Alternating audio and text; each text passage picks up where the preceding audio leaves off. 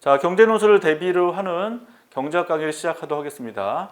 자, 처음부터 지금 배우시는 파트는 어디냐면 경제 입문 파트에 해당되고 경제 기초편부터 내용을 좀 보도록 할게요. 자, 일단 이 파트에서 배우시는 내용을 한번 쭉 살펴보게 되면 일단 처음으로는 저희가 희소성이라는 개념을 배우게 돼요.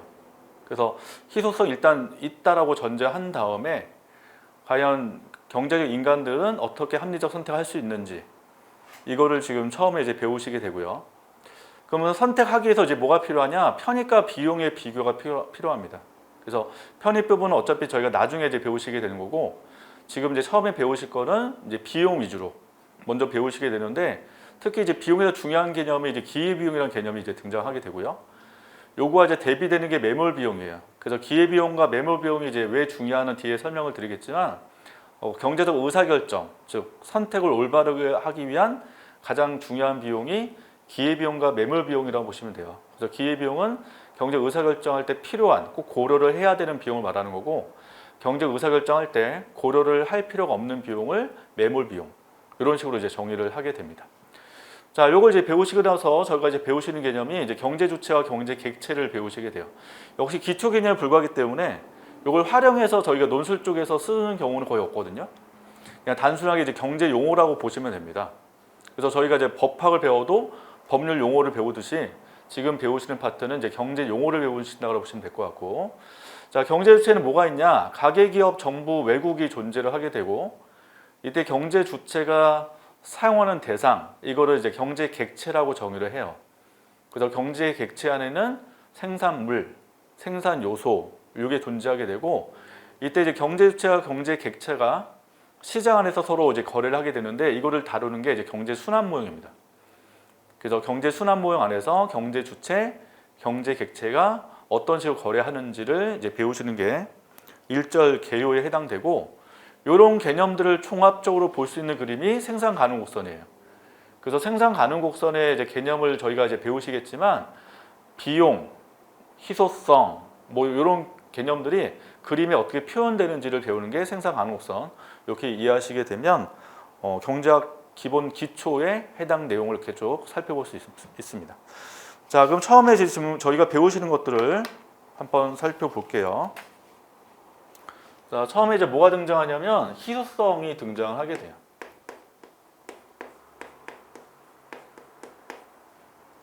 자, 요거는 알다시피 경제학 교과서에서 처음에 나오는 가장 기본 개념인데요. 자, 일단 정의는 이렇게 정의하거든요. 자원이 한정되어 있다. 반면 인간들의 욕망은 무한해요. 자, 일단 인간들의 욕구나 욕망은 무조건 무한해요. 그럼 이 무한한 욕구에 대해서 자원이 과연 다 채워줄 수 있냐를 한번 고민해 보시면, 자원도 무한해야 채울 수 있죠. 근데 자원은 기본적으로 욕망보다는 무조건 적을 수밖에 없기 때문에 희소성은 기본적으로 발생하는 법칙일 수밖에 없어요. 그래서 요거에 대한 이제 사례들이 많이 존재를 하게 되는데, 가장 기본 사례는 이렇게 좀 보시면 될 것 같아요. 자, 한국인이 있고요. 자, 한국인이 이제 원하는 재화들이 쭉 있다고 한번 생각을 해보자고요. 그러면 사과 100개가 있고, 그리고 망고는 10개가 있다고 해볼게요.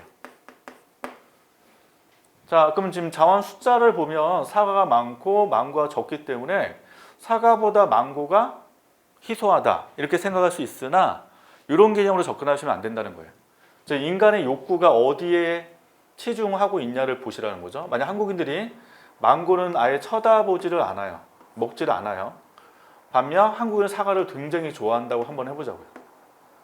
그럼 숫자상으로는 망고가 지금 적지만 한국인은 망고를 아예 사 먹지 않고 사과만 사 먹기 때문에 사과를 바로 희소한 재화라고 정의하는 거예요.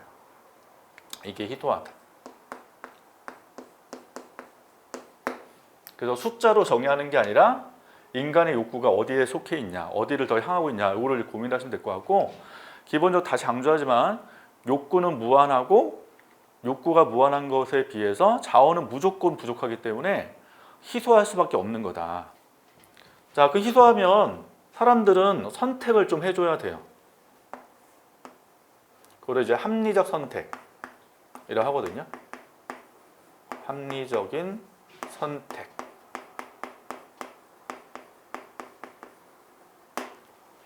자, 올바른 선택이죠.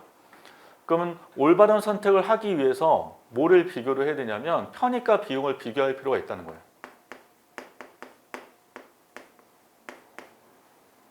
비용. 자, 편익은 영어로 benefit이라고 정의합니다. 자, 편익 개념이 굉장히 추상적이에요. 그래서 나중에 좀 배우시게 되면 편익을 숫자로 표현을 할 거거든요. 그래서 숫자로 나오는 게 보통 이제 금액이죠. 금액이 표현되면 보통 편익이라고 보시면 되는데 지금 앞에 부분에서는 편익에 대한 개념을 깊게는 배우지 않기 때문에 주로 이제 비용 위주로 배우신다라고 보시면 됩니다. 앞에 쪽에서는. 자, 그럼 당연히 편익 또는 이제 만족도로 본다면 편익과 비용 중에 뭐가 더 커야 돼요? 당연히 편익이 커야죠. 만족도가 비용보다 클 때가 합리적 선택의 가장 기본이라는 겁니다. 그래서 순편익이라고 이제 개념이 등장하게 되면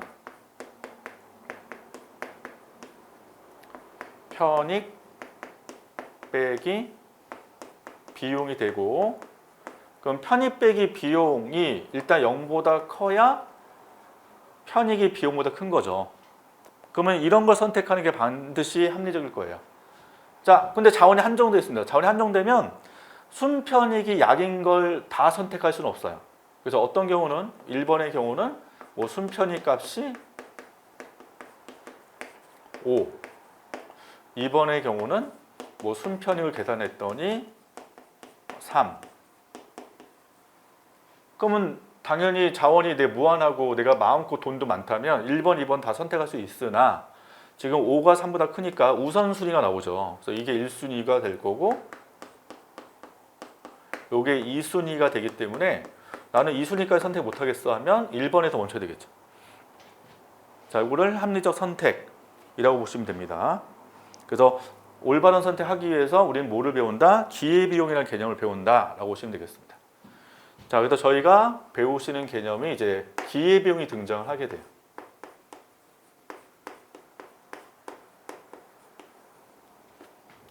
자, 직역하시면 좋아요. 기회비용은 기회가 있으면 반드시 비용이 따른다는 거예요. 이게 기회비용. 다시 여러분들이 만약에 어린 나이에 뭐 아이돌 가수라든지 배우가 될 기회가 있으면 비용이 반드시 대가가 따를 수밖에 없다는 거예요. 그래서 보통 아이돌 가수들 보면 어릴 때부터 연예인 활동하다 보니까 그만큼 뭐 친구들도 못 만나고 뭐 대학교도 못 가는 경우도 발생하잖아요. 그에 따른 비용과 뭔가 괴로움도 있을 수 있다는 게 기회비용이거든요. 그냥 직역을 하면. 자, 그럼 경작에서 이제 이렇게 정의를 합니다. 선택과 관련되기 때문에 개념은 자, 어떤 A라는 거를 선택 시 포기를 해야 하는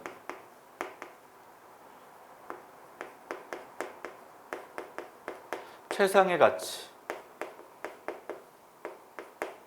가치라고 정의를 해줘요. 자, 이 정의는 뭐냐면 암묵적 비용의 정의라고 합니다.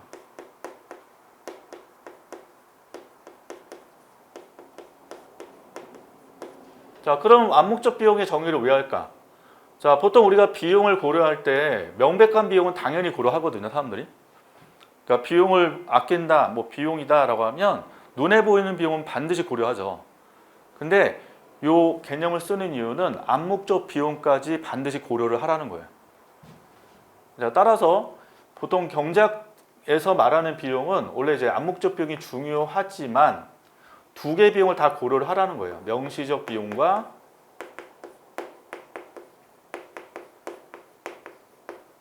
암묵적 비용.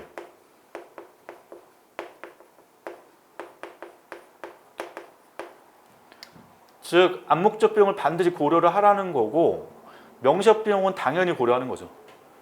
그래서 암묵적 비용 개념이 1번에 먼저 등장하게 되는 겁니다. 그럼 사례를 한번 볼게요.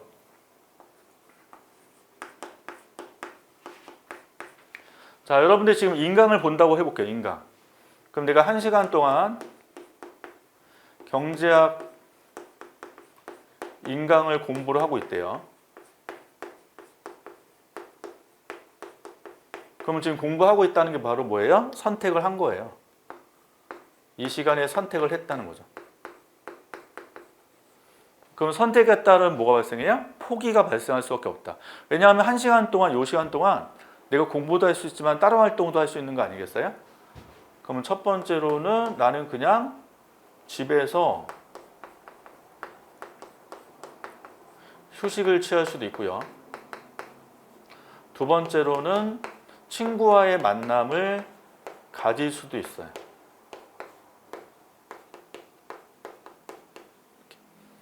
자, 그럼 선택에 따른 포기. 이게 다 포기죠. 1번, 2번. 자, 집에서 내가 휴식을 하면 친구 못 만나고요. 친구 만나면 집에서 휴식을 못 하기 때문에 두 개를 다 할 수 없죠. 그래서 포기해야 하는 것 중에서 무슨 가치? 가장 높은 가치거든요. 최상의 가치. 그럼 지금 요거를 또 가치 측정을 해줘야 돼요. 그럼 눈에 안 보이잖아요, 이게 명확하게 금액으로는. 그래서 임의로 이제 저희는 순편익을 계산한단 말이에요. 편익 빼기 비용 이거에 대해서도 또 그러면 순편익 여기 만약에 50 그럼 요게 100 이렇게 한번 해보자는 거죠. 자, 그럼 여러분들이 경제학 공부를 안 했더라면 둘 중에 뭐를 선택을 했을까? 당연히 숫자가 큰 걸 선택했겠죠. 그럼 친구를 만나러 갔을 거 아니겠어요? 이거를? 그러면 선택에 따른 포기를 해야 되는데 당연히 친구와의 만남을 가질 가능성이 있다 보니까 이게 바로 기회비용으로 측정이 된다는 거죠. 이게 무슨 비용이에요? 암묵적 비용이죠. 명백한 비용이 아니라. 그래서 이게 암묵적 비용이 되는 거고요.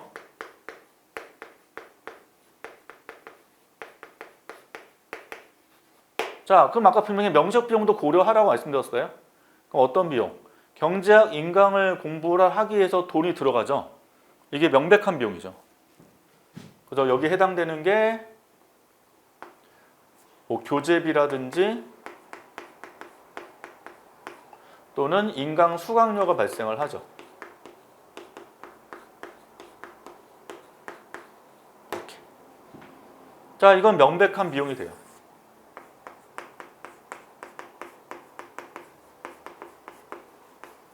자, 그럼 다시 한번 고민해 봅시다. 자, 경제학 인강을 공부할 때 발생하는 비용을 계산하시오라고 하면 사람들은 교재비, 인강 수강료 당연히 고려하잖아요. 이게 명시적 비용은 무조건 고려한단 말이에요. 근데 명시적 비용을 고려하는데 끝이는 게 아니라 반드시 모두 고려해야 된다? 암묵적 비용까지 고려를 해야 된다는 거예요. 그래서 내가 1시간 인강 공부를 하기 위해서 포기할 수밖에 없는 것 중에서 무슨 가치? 세상의 가치. 요거까지 고려해야 된다는 거고, 그럼 따라서 기회비용을 계산하시오 하면 어떻게 돼요? 명시적 비용 더하기 암묵적 비용의 합으로 계산을 하는 겁니다. 그래서 이 기회비용을 경제적 비용이라고 하는 거예요. 경제학에서 말하는 비용.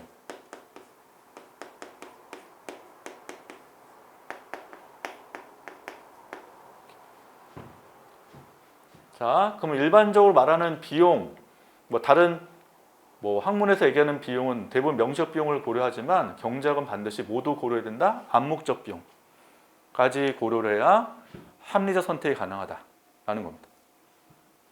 자, 그럼 요거와 대비되는 게 이제 뭐가 돼요? 매몰 비용이죠.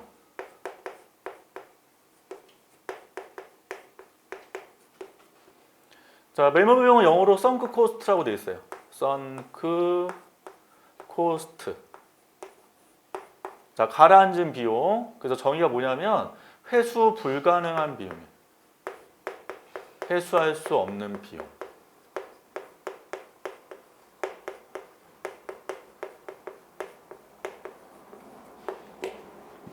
자, 그럼 사례를 한번 먼저 고민해 볼게요. 자, 여러분들 영화를 보러 가셨어요.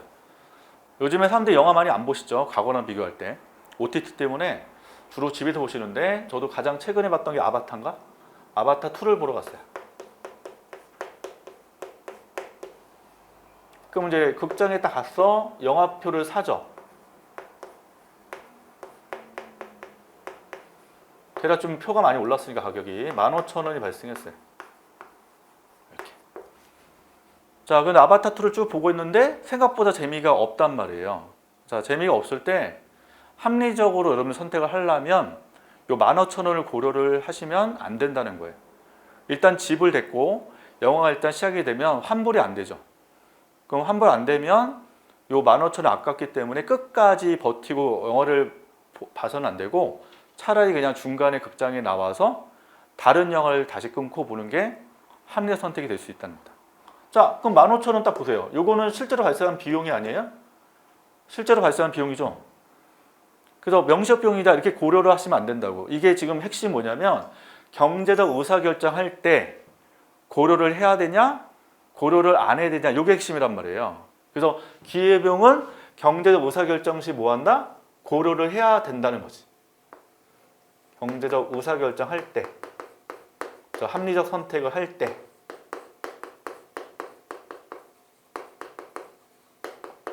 기회비용은 반드시 뭐 하라? 고려를 하라는 거고 생각을 해야 된다는 거고 반면 매모비용은 경제적 의사결정을 할 때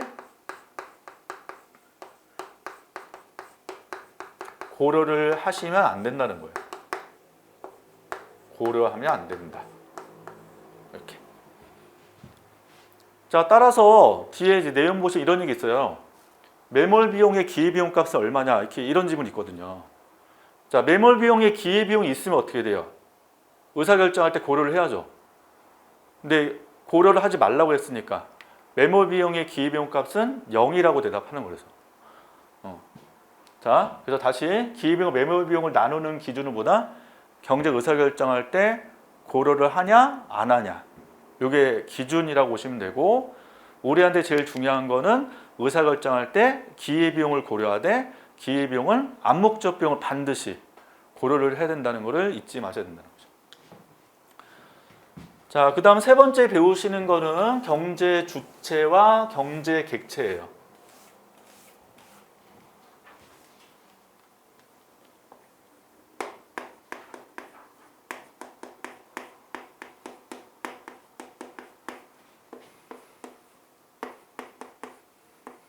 자, 역시 이것도 그냥 경제 용어에 불과하고요. 뭐 경제를 공부하는 입장에서는 뭐 주체, 객체 이런 걸 사용할 가능성이 없어요. 그래서 처음 공부하는 어떤 기초 개념이니까 아, 요런 개념도 있구나 정도만 기억하시고 넘어가시면 되고. 자, 경제 주체는 4개가 있습니다. 가계, 기업, 정부, 외국 이렇게 있어요. 또는 이제 외국을 해외라고도 하죠. 해외. 외국이 이제 감이 안 오시면 특정 국가로 보시면 돼요. 미국, 뭐 중국 이런 식으로 보시면 되고요. 경제 객체, 주객이란 말 있죠. 이 주체가 사용하는 대상을 객체라고 하는 거죠. 그래서 주체가 다루는 대상인데 객체는 크게 둘로 나눠집니다. 생산물과 생산 요소 두 개로, 그리고 생산물은 다시 2개로 쪼개지죠. 쪼개져서 재화하고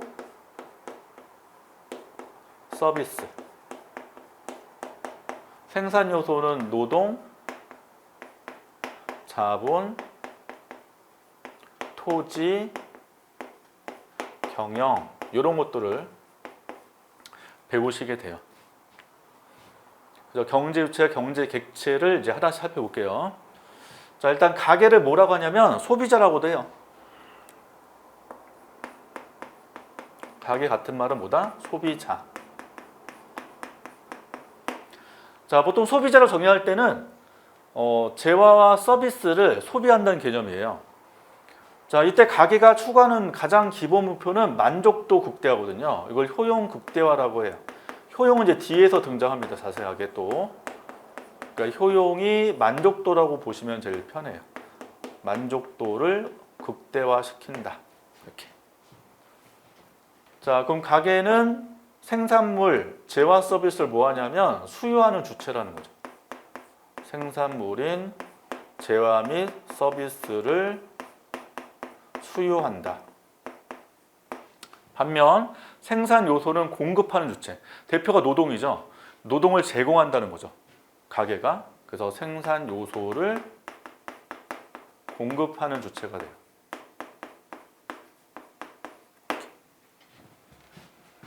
자, 그 다음에 기업은 추구하는 목표가 가장 기본이 이윤의 극대화라는 거예요. 이윤 극대.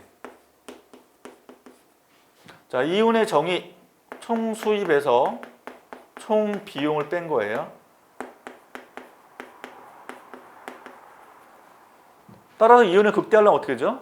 수입을 늘리셔야 되고 비용을 줄여야 되는 거죠. 그래도 나중에 생산자 이론 파트에 가시게 되면 수익 관련된 뭐 생산량을 더 늘리고 비용 관련된 비용을 줄여야 된다. 뭐 이런 개념도 이제 등장하게 되는 거예요.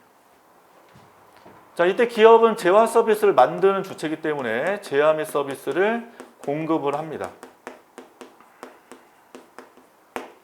그리고 노동자를 쓰죠. 기업은. 그래서 생산 요소를 수요하게 되죠.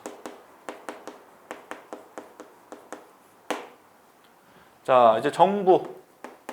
국가는 정부와 달라요. 국가를 이루는 경제 주체가 가계기업 정부가 들어가는 거고, 정부는 특정 주체가 따로 있는 거죠. 자, 정부는 뭐를 추구할까? 좋은 의미로 사회후생 극대라는 개념을 써요. 후생 극대. 역시 후생이라는 개념은 이제 뒤에서 나옵니다. 굉장히 애매해서 개념이 뒤에서 자세히 배우실 거고, 자, 이때 정부는 주로 생산물을 공급하기도 하고 수요하기도 하죠. 그래서 재화 서비스를 공급해요. 뭐 국방, 치안, 도로, 공항 이런 것도 국가 주로 좀 진행되잖아요. 그래서 공급합니다. 그리고 수요하기도 하죠. 왜냐하면 뭐 고속도로 질 때 자재 같은 거 필요하죠. 그래서 민간 기업으로부터 자재를 또 구입을 해야 되기 때문에 공급도 하고 수요도 한다라고 해요. 이렇게. 자, 그리고 외국. 뭐 미국, 중국 이런 식으로. 그래서 외국이 우리나라와 물건들을 교환하는 거죠. 이걸 수출 수입한다라고 정의하는 거죠. 그래서 뭐 특정한 목적은 굳이 고민 안 하셔도 되고 수출하기도 하고 수입하기도 한다. 이렇게 얘기하시면 됩니다. 자, 이게 경제 주체가 됩니다. 자, 경제 객체를 또 가보시죠.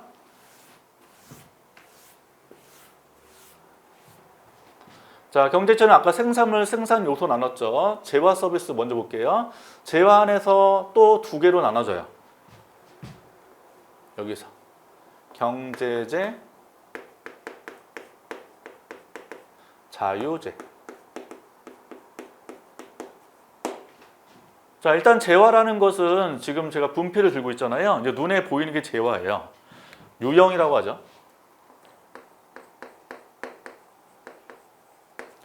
서비스는 눈에 보이지 않는 거. 지금 제가 강의 서비스를 제공하잖아요. 그래서 서비스는 보통 무형이라고 하게 됩니다. 자, 그리고 재화 안에 경제재, 자유재에 구분되는데 경제재, 자유재의 차이점은 부존량을 가지고 해요. 자, 경제재는 부존량이 유한하대요. 자원이 한정된다는 것이 그래서 부존량이 유한해요.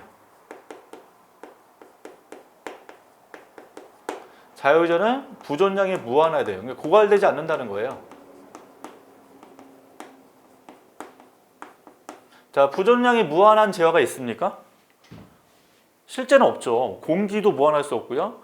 태양열도 무한할 수 없거든요. 언젠가는 수명이 닳겠죠. 근데 이제 경제 개념상 부존량이 무한한 재화가 있고 유한한 재화가 있다라고 하는 거예요. 그럼 아까 분명히 욕구는 무한하다고 했어요? 무한하다고 그랬죠? 욕망은 무한하다. 욕구는 무조건 무한해요. 욕구는 무한. 이렇게. 자, 따라서 경제는 유한하고 자원이 한정돼 있고 욕구가 무한하니까 희소한 재화가 돼요. 경제재는. 그래서 희소한 재화. 희소해요. 반면 자유재는 욕구가 무한한데 부존량도 무한하기 때문에 욕구를 전부 다 채울 수 있죠. 희소하지 않는 재화가 되는 거죠. 이렇게. 따라서 경제재의 희소한 재화는 희소하기 때문에 가격이 형성될 수밖에 없다는 거예요. 돈을 주고 살 수밖에 없는 재화. 그래서 가격이 존재하는 재화가 되는 거고, 반면 자유재 같은 경우는 희소하지 않기 때문에 가격이 없어요. 그러니까 공짜로 이용할 수 있는 재화가 자유재라고 정의해 준다는 겁니다. 자, 그 다음에 이제 생산 요소를 좀 자세히 좀 보실 필요 있습니다. 이걸 좀 많이 어려워하시거든요. 공부하실 때는 또. 자, 생산 첫 번째 노동이라고 나오죠. 자, 노동은 영어로 labor라고 쓸 거예요. 그래서 보통 이제 경제학 교과서를 공부하시게 되면 영어 약자로 L로 많이 표기를 해줘요. L로. 그래서 약자 같은 거 볼 때 L자 나오면 노동이구나 이렇게 체크하시면 될 것 같고요. 그 다음 단계 자본이죠. 자, 자본은 영어로 쓰면 캐피탈 이렇게 쓴단 말이에요. 그래서 C가 약자인데 보통 C로 잘 안 써요. 왜냐하면 C 같은 경우는 비용이랑 코스트랑 중복되다 보니까 C로 안 쓰고 독일어 써서 캐피탈에서 K로 주로 표기를 해줄 거예요. 그래서 노동 나오면 L, 자본 나오면 K 이런 약자 쓴다는 걸 기억해 두시면 좋을 것 같고요. 그다음에 토지도 있죠. 토지는 영어를 아실 필요 없고 랜드지만 그 다음에 경영이 있습니다. 그래서 생산 요소는 4개 있다. 노동, 자본, 토지, 경영이 있다. 자, 대신 이제 경제학에서 주로 사용하는 생산 요소는 2개라고 보시면 돼요. 노동하고 자본하고 2개를 잘 보시면 되고, 자, 이제 노동이란 시장에서 거래가 이루어집니다. 노동 시장 쪽에서.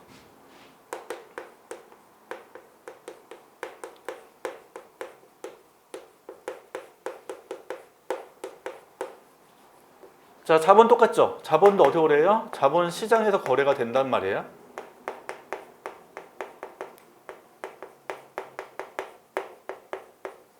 이렇게. 자, 그럼 노동 시장에서 결정되면 시장에서 가격이 결정되죠. 그걸 노동의 가격이라고 쓰게 되고, 마찬가지로 자본 쪽에서도 자본의 가격이라는 개념을 쓰게 돼요.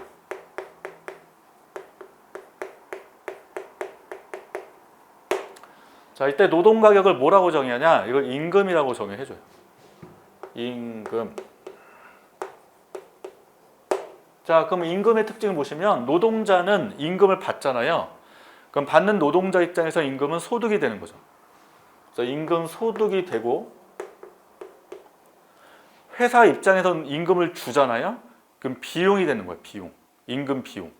그러니까 소득 측면도 있고 비용 측면도 있다. 이렇게 해석이 된다는 거죠. 자, 다시 노동가는 뭐다? 임금이라고 정의한다. 라고 보시면 되고, 자, 자본의 가격인데 그럼 자본이 뭐냐를 고민하셔야 되죠. 자, 자본이 화폐다, 돈이다 이렇게 생각하지 마시고 자본재로 기억을 해두시면 돼요. 자본재. 그럼 어떤 거? 기계,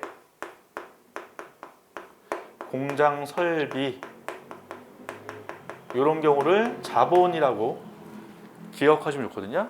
그러면 자본시장에서 기계나 공장 설비가 거래가 되는 거고, 그럼 기계 사용료 이게 뭐냐 이거죠. 공장 설비 사용료 이게 뭐냐 이거예요. 자, 이거 쓸 때 빌릴 수 있죠. 기계 같은 경우를 빌리게 되면 임대료가 나가잖아요. 그래서 자본가격 임대료라고도 쓰고요. 자, 또는 기계를 샀어요. 그럼 기계 살 때 비용 발생할 수 있거든요. 예를 들면 첫 번째로는 내가 기계를 대출해서 샀다면 이자를 주셔야죠. 은행 쪽에. 자, 또는 내가 내 돈을 가지고 기계를 살 수 있죠. 회사가. 100만 원이 한 돈을 쓰게 되면 비용 발생을 유발합니다. 왜? 경제학은 무조건 기회비용이니까. 그럼 100만 원이 한 돈을 쓰게 되면 은행은 그만큼 예금 못하죠. 그럼 예금을 못했기 때문에 이자 비용이 또 발생을 하게 됩니다. 따라서 임대료 또는 이자라고 보시면 돼요. 임대료 또는 이자. 자, 토지 사용료 뭐라고 한다? 지대라고 해요. 지대. 한자, 땅지자, 대가대자. 토지 가격은 지대.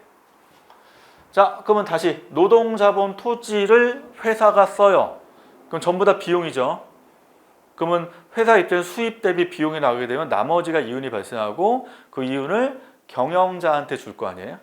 그래서 경영의 가격을 또는 경영 사용료를 이윤이라고 정의해 주게 됩니다. 이렇게. 자, 그래서 노동, 자본, 토지, 경영 이런 생산 요소가 있다. 그리고 중요한 거는 노동 가격은 임금, 자본 가격은 자본의 임대료 또는 이자. 이 정도만 암기를 해주시면 좋겠습니다.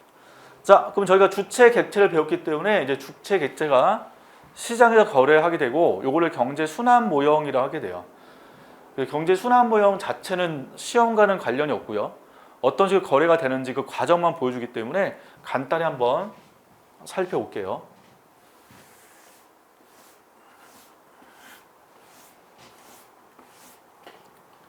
자, 가게가 있고요.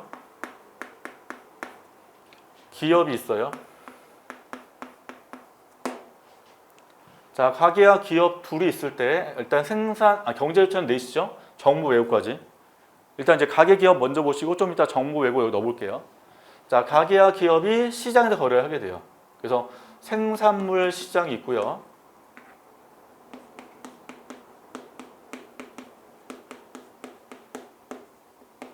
생산 요소 시장이 있대요.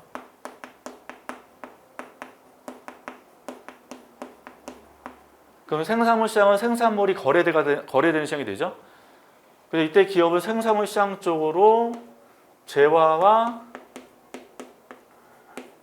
서비스를 공급을 하는 거고요. 반면 가게는 재화 서비스를 소비하는 거죠. 그래서 수요한다라고 하는 거죠. 재화와 서비스를 수요하더라. 이렇게. 자, 그럼 가게는 재화 서비스 산 대가로 돈을 줘야 돼요. 돈. 즉 가게가 아이스크림 샀대요. 아이스크림 한 개당 가격이 1,000원이고요.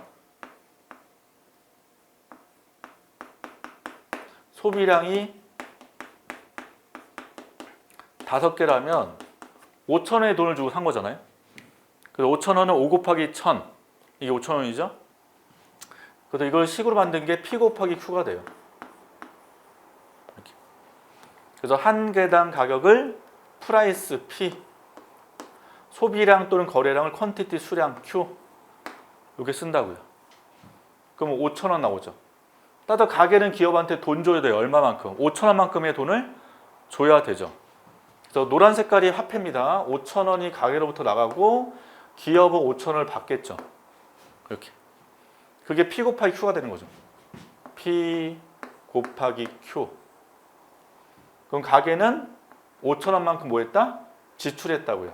총 지출. 기업은 5,000원만큼 돈을 받았죠? 그럼 총 수입이겠죠. 기업은. 매출액이라고 하는 개념. 이렇게. 그래서 뒤에 이제 배우시게 되면 P 곱하기 Q의 정의가 나올 때 가게 입장에서는 총 지출액이라고 정의하는 거고 기업 입장에서는 총 수입액 이렇게 정의를 해준단 말이에요. 자, 가게는 생산 요소 시장 쪽으로 생산 요소를 또 공급합니다. 그래서 아까 노동, 자본 등을 제공한다는 거죠. 그래서 노동만 제공한다 볼게요. 노동을 공급을 해요. 생산 요소를. 그럼 기업은 생산 요소를 받으니까 노동을 수요하겠죠. 그럼 기업은 노동을 사용한 데 또 돈을 줘야 돼요. 노란 색깔로. 돈이 이렇게 가죠. 이렇게. 그럼 기업이 주는 게 뭐다? 임금인데 임금은 기업 입장에서는 비용이라고 말씀드렸죠. 그래서 임금 비용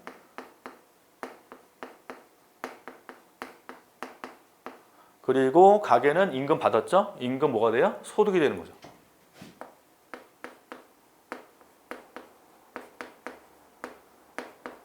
이렇게. 자, 이게 경제 순환 모형 가장 기본이 가게와 기업만 있을 때. 자, 그럼 여기다 정부를 넣어보자 한번. 밑에다 정부.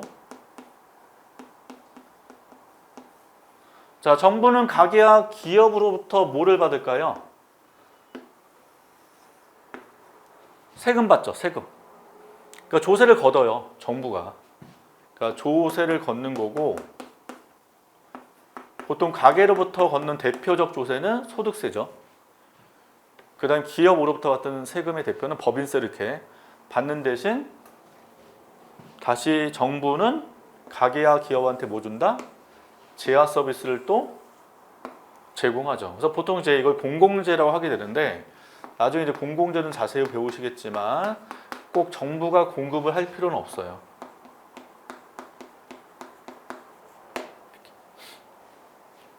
자, 그다음에 외국을 넣어보죠. 외국. 자, 외국 기업과 국내 기업과 거래할 수 있죠. 국내 기업과 외국 기업이 서로 거래할 수 있죠. 이게 뭐다? 수출 또는 수입이 되는 거죠. 이렇게. 그래서 이거를 경제 순환 모형이라고 하게 됩니다. 그래서 경제 순환 모형 통해서 경제 주체 그리고 경제 객체 그 다음에 서로 거래되는 화폐 금액 이런 걸 표현하는 게 경제 순환 모형 이렇게 확인하시면 되겠습니다. 자, 이게 이제 경제 기초에서 배우시는 1절 파트가 되고 1절 개요를 한번 쭉 교재상으로 좀 보게 되면 앞에 이제 경제학이라는 이제 개념이 있는데 이 개념은 그냥 중요하지 않고요. 희소성의 개념은 설명드렸죠. 그래 합리적 선택, 즉 선택 가장 중요 기준은 편익과 비용의 비교라는 거고 그 중에서 저희가 강조하는 거는 비용 개념. 그래서 기회비용이 뭐고 매몰 비용이 뭐냐 이걸 강조했고요. 자, 그 다음에 23페이지 가보시면 경제 3대 문제라는 게 있어요. 이게 경제 문제거든요. 근데 경제 3대 문제는 시험과 전혀 무관합니다. 객관식도 안 나오고요. 논술도 안 나와요. 근데 이제 경제 문제가 왜 발생하냐 이렇게 물어보면 희소성 때문에 역시 발생하는 거예요. 희소하기 때문에. 그래서 제목 보시면 첫 번째가 어떤 재화를 얼마만큼 생산할 것인가 이렇게 돼 있죠. 그러니까 모든 재화를 생산할 수 없어요. 모든 재화를 생산할 수밖에 없는 이유는 희소성 때문에.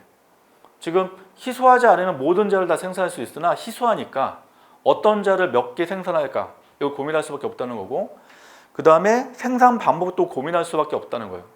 즉 노동 같은 게 숫자가 국가마다 다를 거 아니에요. 그래서 노동이 풍부한 나라는 당연히 노동자를 활용해서 물건 만들면 되는 거고 노동자가 부족한 나라는 노동보다는 자본이나 뭐 기술이나 이런 걸 선택할 수밖에 없죠. 여기 희소성 관련되어 있다. 자, 그 다음에 만든 제안을 봤을 때 이게 무한대라면 국민들 다 나눠주면 돼요. 근데 희소하다 보니까 생산량 자체가 적을 수밖에 없고 그럼 적은 생산량을 누구한테 더 주고 덜 줄까를 고민할 수밖에 없는 게 누구를 위하여 생산할 것인가 소득 분배에 대한 논점이라는 겁니다. 그래서 지금 나온 경제 3대 문제는 전부 다 희소성 때문에 발생할 수밖에 없다라고 보시면 되고 24페이지 보시면 경제활동이라는 개념이 또 있는데 경제활동은 경제 주체가 활동을 하는 거죠. 그래서 생산한다, 소비한다, 분배한다 이런 개념이 있는데 역시 그냥 기본 개념에 불과합니다. 그래서 생산은 그냥 물건 만든다라고 보시면 제일 편한데 원래 이제 생산의 좀 더 깊은 의미는 가치를 만들어내는 게 전부 다 생산이 돼요. 그 다음에 분배는 나눠주는 거죠. 그 다음에 소비는 사용하는 거. 그래서 보통 가게가 아까 재화 서비스를 소비한다 또는 수요한다 이렇게 이해하시면 되겠죠. 그래서 생산활동, 뭐 소비활동, 분배활동 있는데 이런 개념들은 뭐 중고등학교 때 사회 정도의 시험 나오는 거지 저희 성인 쪽에 나오는 경제학에는 출제가 안 되기 때문에 개념이 이 정도 있다라고 보시면 될 것 같고요. 자, 경제주체, 경제객체, 생산 요소는 아까 제가 설명드렸다시피 경제주체는 가계, 기업, 정부, 외국. 그래서 어떤 목표에서 어떤 활동하는지를 보시면 될 것 같고 경제객체는 크게 생산물과 생산 요소로 나눠지고 생산 안에는 재화 서비스, 재화 안에는 경제재하고 자유재로 구분된다. 이렇게 기억하시면 되죠. 근데 생산 요소 중에서 노동자본, 토지, 경영이 있지만 제일 중요한 건 노동과 자본이라는 거. 노동 가격은 임금, 자본의 가격은 이자 또는 자본 임대료 이런 개념만 잡아두시면 됩니다.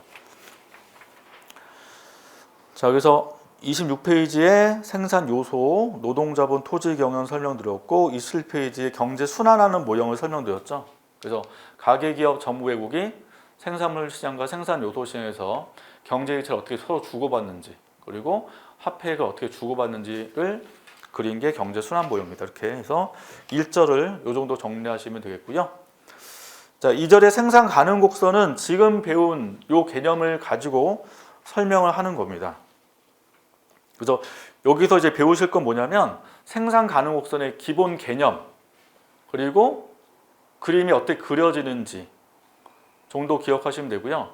그 다음에 뒤에 보시면 생산 가능 곡선의 기울기가 나와요. 경제학에서는 기울기가 굉장히 많이 나오는데 기울기가 갖는 어떤 의미 정도만 좀 알아두시면 되거든요. 의미 정도만. 그다음에 생산 가능 곡선의 형태에 따른 어떤 의미가 있는지 해서 여기서 이제 기초적 개념만 보시면 되는데 아까 강조했다시피 생산 가능 곡선은 앞에서 배운 희소성, 그 다음에 기회 비용 이런 거를 이 그림에서 이제 표현을 하는 겁니다. 표현을. 자, 그러면 한번 그림을 같이 확인을 해보도록 할게요. 자, 이제 생산 가능 곡선 그림을 한번 그려볼 건데 이름이 생산 가능 곡선이에요. 생산 가능 곡선. 그래서 이름이 있다시피 생산이 가능한 곡선이다 라는 거거든요. 자, 영어 약자로 생산이 프로덕션이기 때문에 P, 가능, possibility에서 P, 곡선, 커브, 그래서 PPC라고도 보통 영어 약자를 씁니다. 자, 일단 가로가 X인데요. X 요거 나올 때 이제 조심하실 게 뭐냐면 뒤에 소비자 이론에서 X 나오면 소비, X제 소비예요. 근데 여기는 뭐냐? X제 생산이에요. X제를 생산한다. 그래서 생산으로 해석을 하셔야 되고 그리고 세로는 Y제요. 역시 Y제를 뭐 하셔야 돼요? 생산해야죠. 생산. 자, 이제 생산할 때 생산 요소가 있을 텐데 아까 제일 중요한 생산 요소가 노동과 자본이라고 말씀드렸죠. 노동자만 딱 두 개만 있다고 해보자고요. 노동하고 자본이 있다. 노동자가 100명 있고요. 즉 자본제 기계가 딱 10대가 있다고 해볼게요. 자, 그럼 이때 노동과 자본을 X제나 Y제 이제 투입을 할 겁니다. 자, 이때 X제의 성격은 어떤 성격을 갖고 있냐면 노동 집약제라고 한번 해볼게요.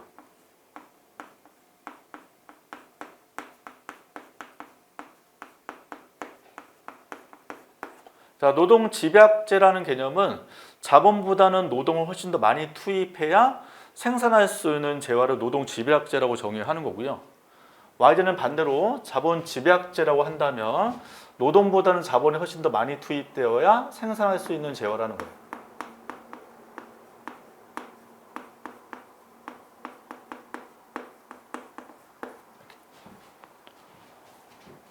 자, 그럼 노동자 100명과 기계 10대를 모두 다 Y제에 투입을 했더니 최대 생산이 50개라고 한번 해보자는 거죠. 여기가 50. 자, 다시 반대로 노동자 100명과 자본 10대, 기계 10대를 X제 쪽에 투입했더니 역시 최대 생산이 50이라고 한번 해볼게요. 이렇게. 자, 이때 50의 의미를 다시 보시면 50의 의미는 노동과 자본을 낭비 없이 전부 투입을 했을 때 최대로 생산이 되었을 때의 숫자예요. 최대로 생산됐을 때. 이 상태를 이제 뭐라고 해서 하는 거냐면 효율적이다라고 해요. 효율적인 생산량. 여기 역시 여기도 효율적 생산량이 되죠.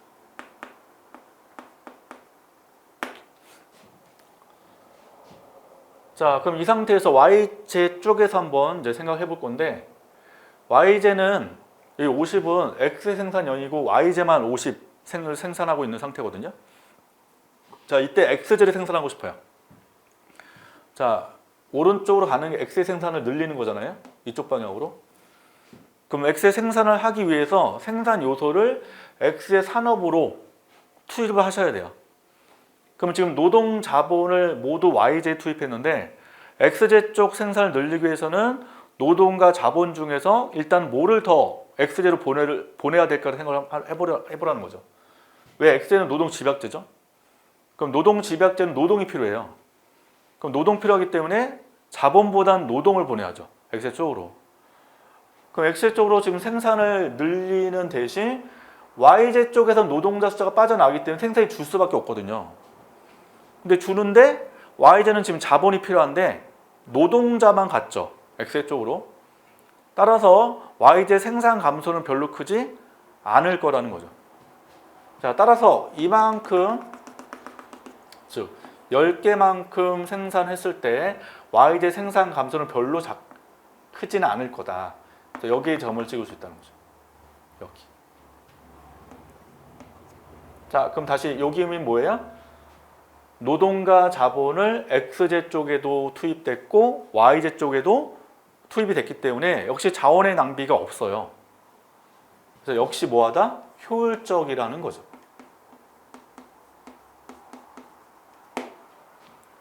자, 다시 X의 생산을 더 늘리고 싶어요.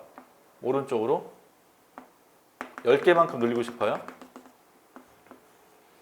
자, 그럼 YJ 쪽에 있는 노동을 저나 자본을 또 XJ로 보내야 돼요.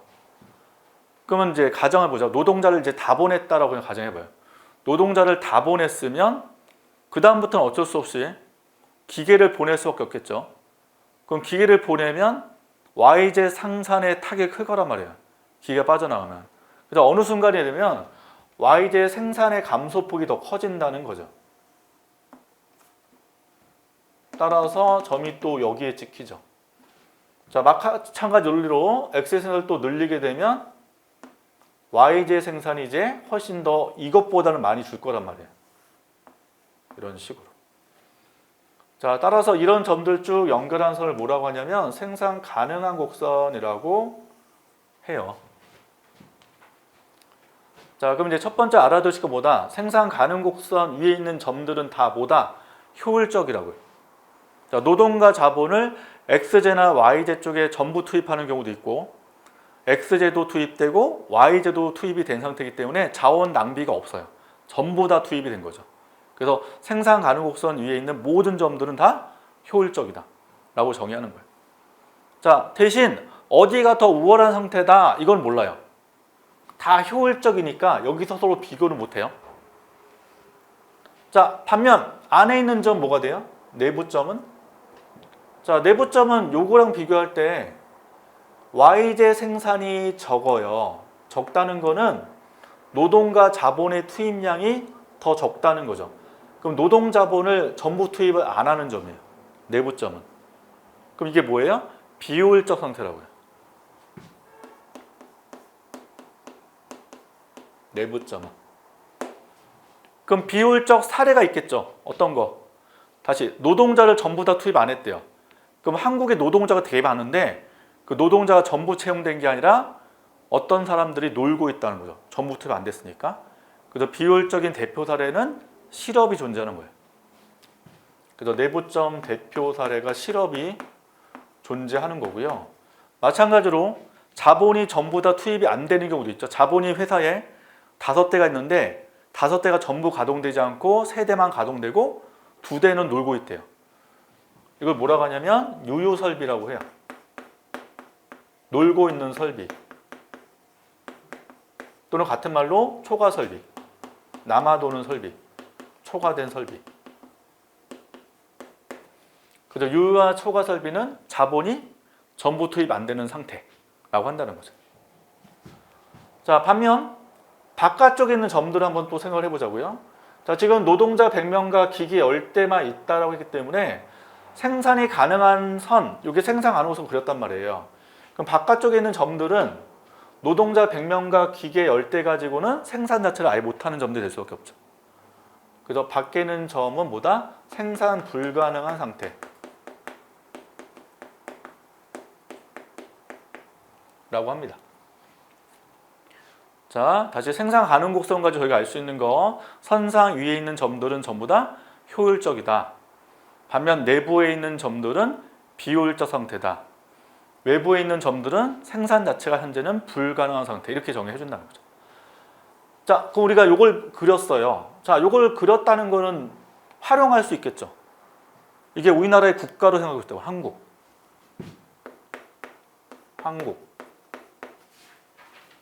그럼 우리나라는 실업자 있어요, 없어요? 당연히 실업자 있죠. 실업률이 0일 수는 없거든요. 그래서 실업 상태가 된다면 우리나라는 내부에서 물건을 만들 수밖에 없다고 이해할 수 있고요. 두 번째, 노동자 100명, 기계 10대가 숫자가 불변인 게 아닌 바뀔 수 있다고요. 근데 지금 노동자 100명이 줄 수 있죠. 노동자 50명으로. 그래서 최근 이슈가 저출산 고령 아니겠어요? 저출산. 그럼 애들 적게 나면 어떻게 돼요? 우리나라에 일할 수 있는 노동자 수가 줄죠. 그럼 생산 가능 곡선이 어떻게 됩니까? 안으로 움직여진다고요. 이게 이쪽 방향으로. 자, 책에 있는 그림 생각해보면 책 그림은 생산 가능 곡선이 바깥쪽으로 움직였네요. 이쪽 방향으로. 이쪽 방향으로. 그럼 어떤 사례가 대표적이에요? 노동자 숫자가 50명 준 게 아니라 늘었다고 볼 수 있죠? 어떤 경우? 이민 증가. 그래서 우리나라에 만약에 이민자들이 증가하게 되면 노동자 숫자가 100명 아니라 150명으로 이렇게 늘 수 있는 거 아니겠어요? 그럼 또 바깥쪽으로 이렇게 이동할 수 있다는 거죠. 그래서 생산 가능 곡선 자체가 오른쪽으로 이동하는 경우는 노동자 숫자가 증가하거나 또는 자본의 숫자가 증가하거나 또는 노동자본의 숫자가 불변이라도 우리나라에 지금 AI 산업혁명이 이제 발생하면서 로봇이 도입되면 기술혁신으로 또 오른쪽으로 이동할 수 있죠. 그래서 보통 이런 경우를 경제가 성장했다라고 하는 거예요. 그래서 경제 성장이라는 어떤 주제가 나오면 이 그림을 활용하시면 된다고요. 오른쪽 이동하는 경우를 가지고 이게 경제가 성장하는 케이스. 그래서 우리나라 경제 성장하려면 지금 가장 급선무가 인구가 늘어나야 되는데 인구가 증가가 굉장히 어렵고 이민 확대 정책이 어쩔 수 없이 필요할 거고요. 근데 자본도 늘어나려면 어떤 정책이 시작됐어요? 외국인 자본이 국내로 유입되도록 여러 가지 세제 개혁이 필요하죠. 조세 정책 같은 거 이런 것도 들어갈 거고. 그 다음에 지금 어쩔 수 없이 저출산 고령화 발생되면 생산하는 것도 안쪽으로 이동할 수밖에 없다라는 겁니다. 그래서 이 그림 가지고 오른쪽, 왼쪽 이동하는 걸 자유롭게 활용하시면 논술 주제 쪽에서는 이 모형을 좀 활용할 수가 있다는 겁니다. 자, 대신 이건 국가 차원이죠. 대신 좀 깊게 들어가면 이걸 기업으로 바꾸는 경우도 있어요. 국가는 기업. 그래서 기업 바뀌면 이거 생산 가능 곡선이라고 정의 안 해요. 그땐 다시. 그래서 이건 이제 미시 심화에 들어오 있는 거고, 그건 이제 기업 결합 곡선 이런 개념을 쓰거든요. 근데 지금 우리 주제는 생산 가능 곡선이기 때문에 이거는 국가 차원에서 분석하는 거다. 그래서 국가 관련된 주제가 나오면 이 그림을 활용할 수 있다라는 거를 기억을 해두시면 좋겠습니다. 자, 그 다음에 생산 가능 곡선 기울기가 있는데 이 기울기는 소비자 이론에서 더 자세히 배우게 돼요. 그래서 여기서는 간단하게 어떤 의미가 있는지 정도만 보시면 될 것 같고요. 자, 기울기 이름 있죠? 생산 가능 곡선 기울기. 일단 한계 변환율이라고 써 있습니다.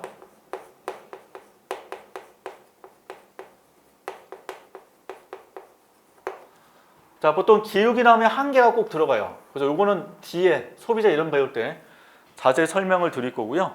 그래서 생산 가능 곡선 기울기는 한계 변환율인데 지금 단계에서는 이걸 너무 막 깊게 고민하지 마시고 일단 기울기 의미 정도만 보고 넘어가실 거고 소비자 이론 가시면 다시 중복해서 더 자세하게 설명을 드릴 겁니다. 자, 여기서 한번 기울기 다시 한번 해볼게요.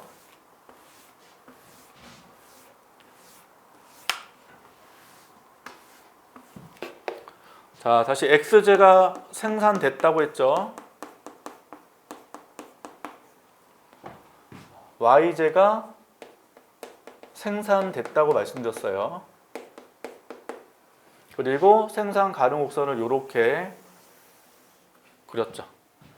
자, 그럼 이때 A점이 있고 B점 있는데 A점의 숫자가 대략 뭐 한 20이라고 써볼게요.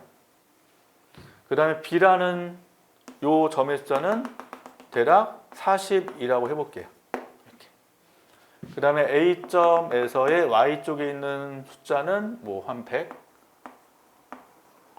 B에 있는 숫자는 60이라고 해볼게요. 이렇게. 자, 이때 A, B 두 점을 연결한 직선의 기울기를 물어보는 거예요. 직선의 기울기. 그러면 이제 노란 색깔 요 직선 기울기는 요거죠. 요거. 그럼 기울기 5니까 가로분의 세로라는 걸 아실 거예요. 가로분의 세로. 중고등학교 때 삼각형 나왔죠, 삼각형. 그럼 요 빗변의 기울기 하면 가로분의 세로. 이렇게 이해하시면 되죠. 자, 그럼 A에서 B로 갈 때를 생각해보자. A에서 B로 갈 때. 그럼 요 직선을 따라 쭉 가는 거예요. 그럼 일로 간다는 거는 엑셀을 20개 더 생산하는 거죠. 20개 더 생산. 그럼 20개를 더 생산하기 위해서는 YJ 생산은 줄일 수밖에 없어요. 40개 생산 감소. 자, 다시 기울기는 가로분의 세로. X를 20개 더 생산하기 위해서 YJ는 생산을 40개 줄일 수밖에 없다는 거다. 그러면 20개 더 생산을 하기 위해서 40개를 감소를 한다는 건데, 이제 저희는 의미를 알기 위해서 양수로 바꿔줄 거예요. 그래서 여기다 절대값 씌워서 20분의 40으로 보자고요.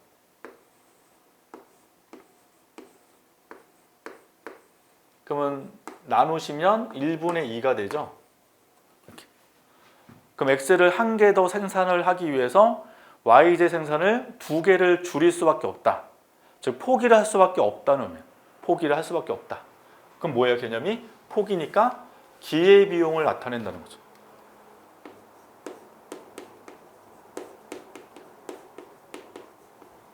뭐의 기회비용?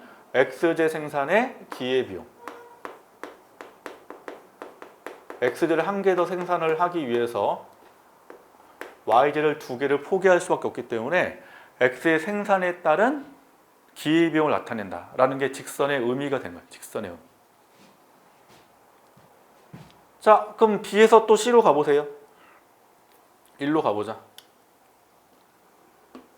그러면 아까 노란 색깔이 요 기울기가 되잖아요. 그럼 BC를 또 연결해 보면 이렇게 그려지죠. 그럼 기울기가 더 가팔라졌죠, 아까보다. 그럼 이 값이 더 커졌다는 거예요. 이쪽이 가팔라졌으니까. 그러면 X의 상태의 기회비용이 아까 AB보다 BC가 더 커진다는 거를 나타내죠. 자, 따라서 생산 가능 곡선을 따라서 오른쪽으로 이동할수록 X의 생산에 따른 기회비용이 증가를 한다라는 의미가 깔려 있다고요. 이게 생산 가능 곡선의 기울기가 되거든요. 자, 따라서 이게 뭐가 연결되냐?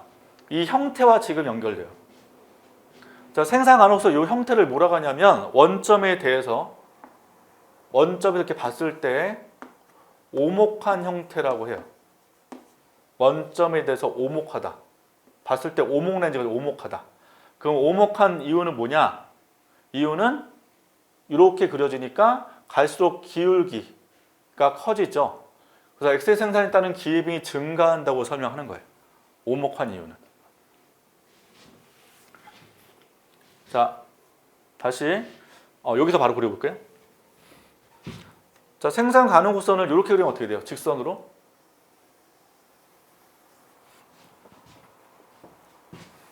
자, 직선은 기울기가 일정하죠? 이거. 자, 기울기가 그냥 1로 볼게요. 그럼 여기서 10개에서 20으로 갈 때 YZ쪽도 20에서 10으로 가야 길이가 1로 일정할 거 아니에요? 그럼 X를 10개에서 20개로 10개 더 생산을 하기 위해서는 YZ 쪽에 있는 생산을 10개를 줄일 수밖에 없다는 거죠. 10개. 그러면 지금 A에서 B로 갈 때도 기울기 1이 나와야 되고 B에서 C로 갈 때도 어떻게 돼요? 기울기가 역시 1로 나와야 되잖아요. 동일하게. 그래서 직선 나오면 오른쪽으로 이동할 때 X의 생산의 기회비용이 증가를 하는 게 아니라 일정하다는 의미가 깔려 있다고요. 그래서 이 형태에 따라서 기회비용을 나타낸다 라는 걸 기억을 해 두셔야 됩니다. 그래서 직선은 기회비용 일정. 자, 원점 볼록하게 그리시면 또 어떻게 돼요?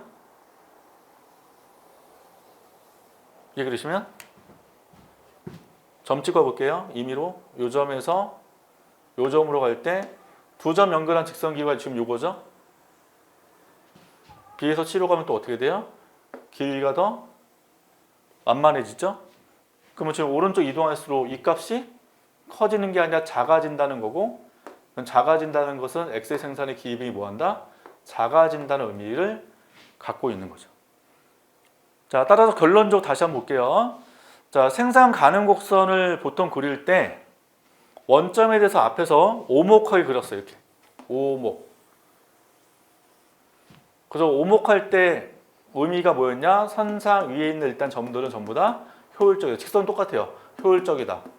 역시 효율적이다 라고 말씀드렸고, 내부점은 비효율적 상태, 생산으로서 바깥쪽에 있는 점은 생산 불가능한 상태라고 말씀드렸고, 근데 생산 안으로서 오른쪽 왼쪽으로 이동할 수 있다고 말씀드렸죠. 그래서 오른쪽 이동하는 케이스는 노동량이 증가하거나 우리나라의 자본량이 증가하거나 기술이 진보하거나 이런 게 경제 성장을 말씀드렸고, 노동량이 줄어들어서 저출산 고령화 줄어들게 되면 생산 안으로서 안쪽으로 이동할 수가 있다는 거죠. 자, 그 다음에 원점 오목한 경우는 기회비용이 갈수록 오른쪽에서 기회비용이 뭐한다? 증가한다 말씀드렸고, 직선은 기회비용이 일정하다 말씀드렸고, 원점 볼록은 기회비용이 감소한다 라고 말씀드렸다. 그래서 생산 가능성의 기울기가 기회비용을 의미하기 때문에 이 형태도 그와 관련되어 있다는 걸 기억을 해두시면 되겠습니다.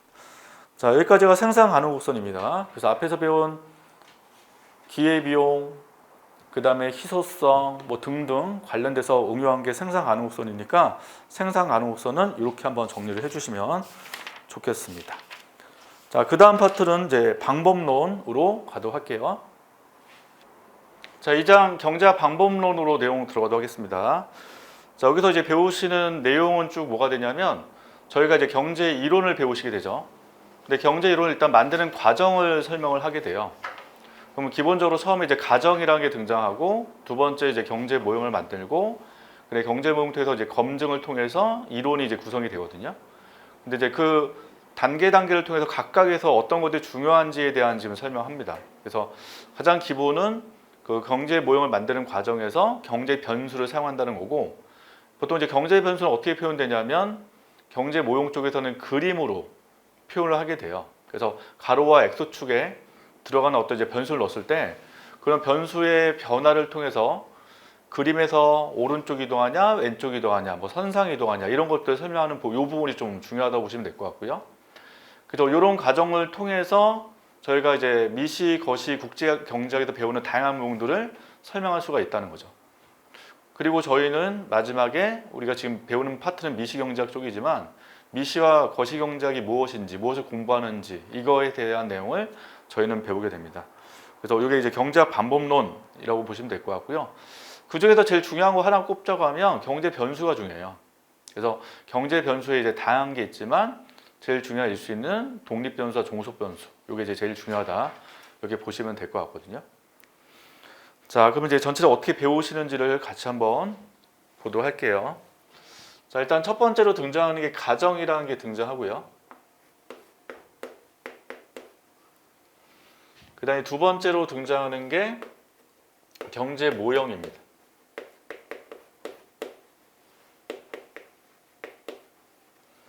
그 다음에 세 번째로 등장하는 게 이제 검증 단계가 필요하고, 이걸 통해서 경제 이론이 만들어진다라고 설명하는 과정에서 각각에서 이제 뭐가 중요하냐 이 부분은 이제 교재 쪽에서 쭉 설명을 하고 있는 거거든요. 자, 일단 가정이란 말이 등장하는 가정은 이제 어떤 의미가 있냐면 우리가 살고 있는 현실이 굉장히 복잡하잖아요. 복잡하다 보니까 이 현실을 좀 단순화시키기 위해서 가정이라는 개념이 등장하게 됩니다. 그래서 이미 이제 배우신 저희가 생산 가능 곡선을 보게 되면 X축에 있는 재화가 X재 생산 그래 있고, Y축에 있는 재화가 Y재 생산해서 X재화가 Y재 두 가지 재화만 생산한다고 가정을 세웠거든요. 근데 현실은 훨씬 더 많은 재화가 생산되죠. 그래서 그걸 모두 다 고려할 수 없기 때문에 X재하고 딱 Y재 두 재화만 생산한다, 이걸 가정한다라고 해요. 그래서 가정의 가장 기본적인 의미는 현실을 굉장히 단순화시킨다라고 보시면 될 것 같고요. 그래서 저희가 이제 모형을 배울 때 또 이론 배울 때 가정이 등장하게 되면 원래 암기를 좀 해주셔야 돼요. 그 가정들에 대해서. 근데 그 부분은 이제 객관 시험 쪽에 나오는 거고 논술 쪽에는 별로 사용 안 되기 때문에 가정에 어떤 의미 정도가 있다 정도 보시면 될 거고요.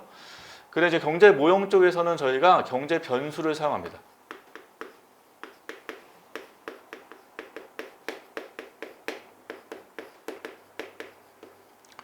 자, 앞에서 얘기한 것처럼 경제 변수는 경제 모형, 즉 그림이 나올 때 X축이나 Y축에 들어가는 어떤 이제 값들 또는 어떤 의미를 변수라고 하거든요. 그래서 그걸 통해서 어떤 변수가 어떤 변수에 영향을 주는지, 그 다음에 또는 함수식을 통해서 어떤 변수가 등장하는지 배우는 게 이제 경제 변수입니다.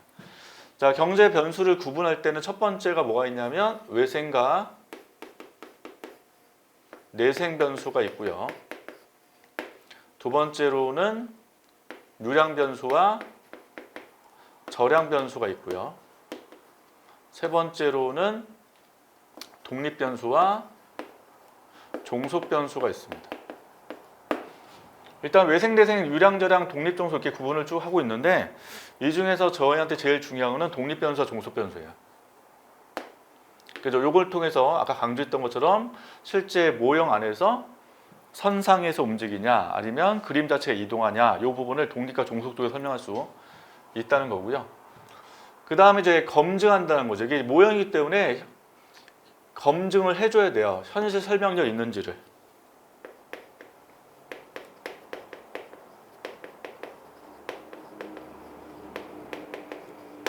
그래서 여기서 뭐 부분 균형 분석, 뭐 일반 균형 분석 뭐 이런 개념들이 등장하죠. 그러니까 부분이란 개념은 특정 시장만 분석을 하는 거예요. 근데 일반은 모든 시장을 동시에 분석하는 것을 뭐라고 한다? 일반 균형 분석이라고 정의한다는 거죠. 자, 그 이런 분석하는 과정에서 이게 현실 설명이 있냐를 보기 때문에 실제로 분석한 사람들이 잘못된 착각할 수 있다. 그걸 오류라고 해요. 오류. 그래서 오류가 두 가지가 있다고 했죠. 구성의 오류, 인과의 오류. 그죠? 요거 개념은 이제 경제학에서만 쓰는 개념 아니에요. 사회과학에서 다 나오는 개념이다. 그래서 뭐 이게 이제 논술 쪽에는 중요하지 않지만 구성의 오류라는 개념은 부분적으로는 맞을 수 있지만 전체적으로는 오히려 옳지 않을 수 있다. 이걸 구성의 오류라고 정의하는 거고, 인과의 오류는 이제 원인과 결과잖아요. 그래서 원인과 결과를 잘못 착각할 수 있는 거를 인과의 오류라고 해요. 그래서 실제로 우리가 이제 어떤 현상 봤을 때 먼저 발생한 사건 때문에 이거 원인으로 착각할 수 있는 경우를 인과의 오류라고 합니다. 그러면 무조건 오류가 발생할 수 없다, 있다를 떠나서 오류는 발생할 수 있기 때문에 오류를 줄이는 게 핵심인 거죠. 그래서 오류를 가장 줄여서 최종적으로 완성되기보다 경제 이론이라고 하는 거예요. 그래서 저희가 배우는 이제 미시경제, 거시경제, 국제경제는 굉장히 많은 이론들이 등장하게 되는 거고 그 이론들은 다 최종적으로 다 검증까지 끝났다는 거죠. 그래서 실제 경제 이론을 만들어지면 실제 우수한 이론들은 이제 노벨상까지 탈 수 있는 겁니다.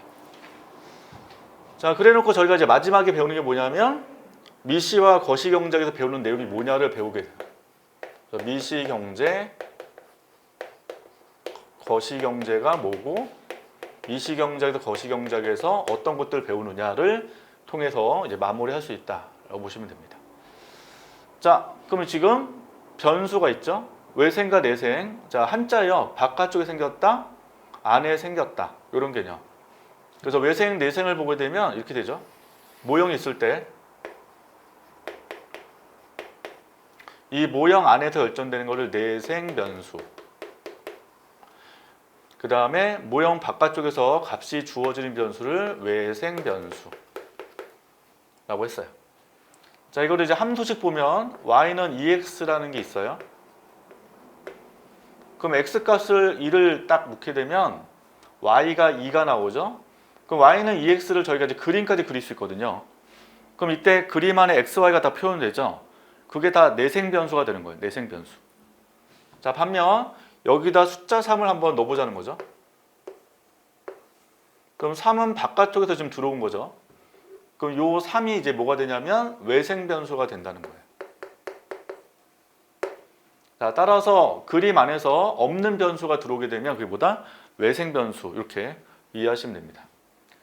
자, 그 다음에 이제 유량과 저량을 볼 건데요. 자, 유량이 영어로 플로우 이렇게 돼 있고요. 저량은 스탁이라고 돼 있어요. 스탁. 자, 유량 변수의 핵심 키워드는 일정 기간 동안 측정되는 변수를 유량 변수라고 정의하는 거고, 저량 변수는 일정 시점에 측정되는 변수를 저량 변수라고 정의를 해놨거든요. 자, 일단 책에는 교과서에 그림이 그려져 있습니다. 그래서 수도꼭지가 있고 욕조가 있잖아요. 욕조 안에 이제 물을 틀어 놓는 건데, 물 틀기 전에 물이 이미 딱 차 있대요. 그러면 이제 2리터 정도 이미 물이 차 있는 현 상태에서 이 사람이 이제 외출 나가는 과정에서 물을 틀어놨더니 물이 흘러나와서 물이 더 찼단 말이에요. 5리터까지. 그럼 지금 3리터가 외출 시간 통해서 또 늘어났죠. 그럼 요만큼 늘어난 게 뭐다? 유량 변수가 되는 거고, 그리고 2리터, 5리터는 그 시점, 그러니까 물을 틀고 나가기 전에 확인한 그 2리터, 그 다음에 집에 들어온 다음에 이제 물을 잠갔더니 이제 5리터가 딱 찼잖아요. 그게 저량 변수가 되는 거죠. 그래서 일정 시간 동안 측정된 요 3리터가 유량 변수, 2리터, 5리터 시점별 측정되는 게 저량 변수, 이렇게 설명할 수 있습니다. 자, 그러면 대표적 경제 변수를 고민을 한번 해보면 소득이 있어요. 소득. 자, 보통 여러분들 소득을 물어보죠. 어떤 분들이 뭐 내 소득이 1,000만 원입니다. 이렇게 얘기했을 때 되게 애매한 게, 이게 하루 동안에 버는 소득인지 1년인지 월인지에 따라서 의미가 달라지거든요. 내가 소득이 100만 원입니다 하면 많이 번다 적게 번다라는 어떤 기준이 없는 게 기간이 없기 때문에, 그래서 이게 1년인지 월인지 일인지에 따라서 의미가 완전히 달라집니다. 그래서 소득은 반드시 일정 기간 동안에 측정을 해야 되는 게 소득이 되는 거고, 그래서 유력 변수가 되는 거고, 그럼 소득이 많아지면 내가 그만큼 자산을 사겠죠. 또 부동산도 사고 아파트 살 거예요. 그건 자산이 늘어나는 거예요. 재산 같은 게. 그럼 재산이라는 것은 내가 아파트 이런 부분들이 현 시점에 측정되시죠. 땅도 마찬가지. 자, 따라서 저량 변수는 또 자산이나 재산이 또 들어간다는 거죠. 이렇게. 그래서 이 소득에 대응되는 저량 변수는 뭐가 된다? 자산 또는 재산이 되는 거죠. 자, 마찬가지로 투자 자본량도 그런 개념 보시면 돼요. 자, 어떤 회사가 있는데 현 시점에 기계 딱 2대가 있어요. 그럼 그게 자본량이거든요. 근데 연말 딱 됐더니 기계가 10대로 늘었어요. 그럼 그 시점에 또 기계 10대도 자본량이란 말이에요. 그 1년 동안 기계를 구입을 했죠. 그게 투자란 말이에요. 투자. 그래서 8대 구입한 게 투자. 그래서 투자는 무슨 변수다? 유량 변수. 자본량은 저량 변수. 이렇게. 그래서 보통 저량 변수의 특징은 뒤에 량이 붙어요. 량. 일반적으로 봤을 때 잘 모르는 이제 어떤 변수 나오면 량이 들어가면 저량 변수다 하면 제일 좋거든요. 자, 그래서 자본량이 딱 들어가죠. 자, 통화량도 마찬가지. 자, 통화량 하면 측정을 보통 평균 잔고로 측정해요. 국가에서. 그러면 현 시점에 평균 잔고, 보통 잔고하면 우리 은행 통장 안에 있는 그 남아있는 금액이 잔고잖아요. 그래서 현 시점에 잔고로 측정하기 때문에 역시 통화량도 뭐가 된다?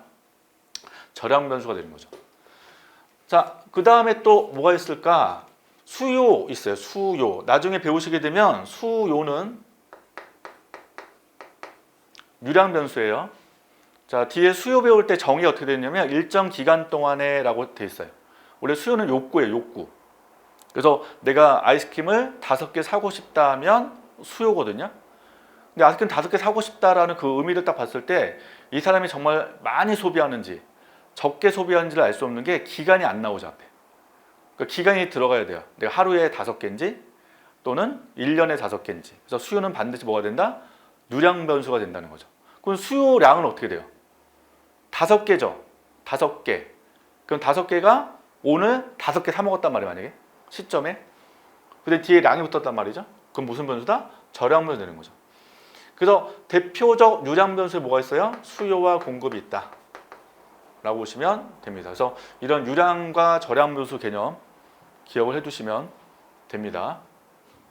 자, 이제 우리한테 제일 중요한 건 뭐예요? 독립변수와 종속변수가 제일 중요해요.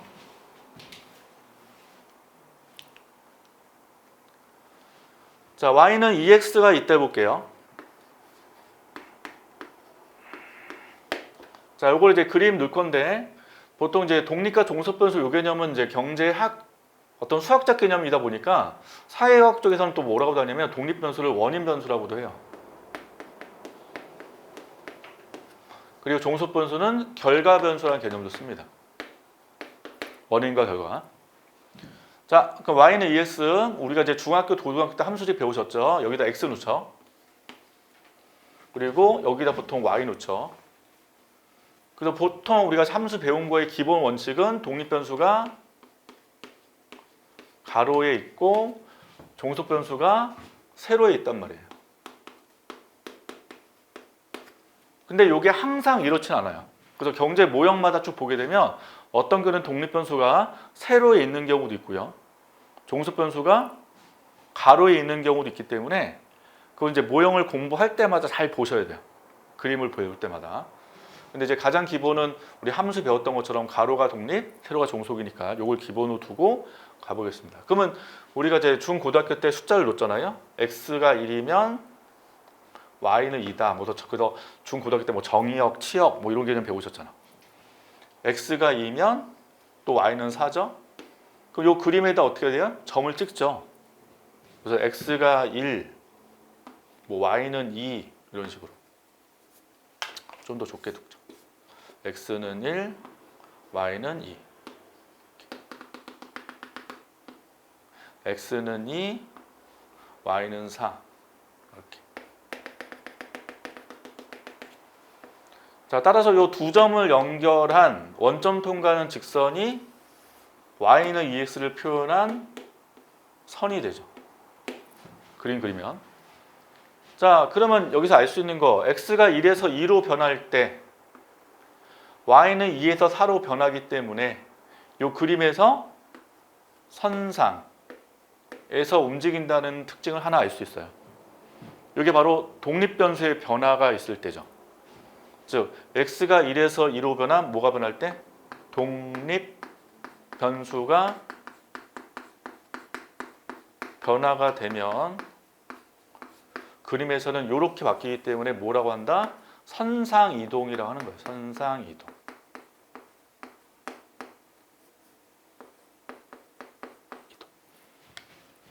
그래서 항상 기본은 뭐예요? 독립변수가 뭔지를 먼저 찾으셔야 되고요. 그 다음에 독립변수가 변하면 그림에서는 선상에서 움직인다는 걸 꼭 기억을 해 두셔야 돼요. 자, 그럼 독립변수 이제 2의 변수가 이제 들어온다고 보세요. 자, 지금 y는 2x잖아요. 만약 2x 더하기 3이 되면 어떻게 돼요? 3을 넣었단 말이에요.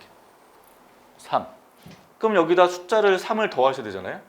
x가 1일 때 y가 2였는데 2가 아니라 5로 바뀌죠. 그래서 1일 때 5로 바뀔 거 아니에요? 그럼 5로 위로 쭉 찾아가겠죠? 마찬가지로 x가 2일 때 4, 3 더하니까 7로 바뀌죠. 그러니까 여기다 3을 더 더하게 되죠. 그리고 이제 원점 아니라 또 절편도 3으로 또 늘죠. 이렇게. 자, 따라서 이 선 자체가 어떻게 돼요? 움직이게 된다고요. 더하기 3 이런 식으로. 자, 따라서 독립변수 x2 요게 변한 게 아니라 x2 2의 변수가 만약 들어오게 되면 그림 자체가 움직인다는 거죠. 그래서 항상 이런 그림 나올 때 가장 기본은 독립변수가 뭔지를 먼저 찾으셔야 되고, 그래 독립변수가 변하는 경우냐, 독립변수 2의 변수가 변하는 거냐, 이걸 잘 기억을 해 두셔야 돼요. 자, 이제 함수집 봤으니까 이거를 실제 사례로 또 보자고요. 자, 이거 좀 지워서 가볼게요.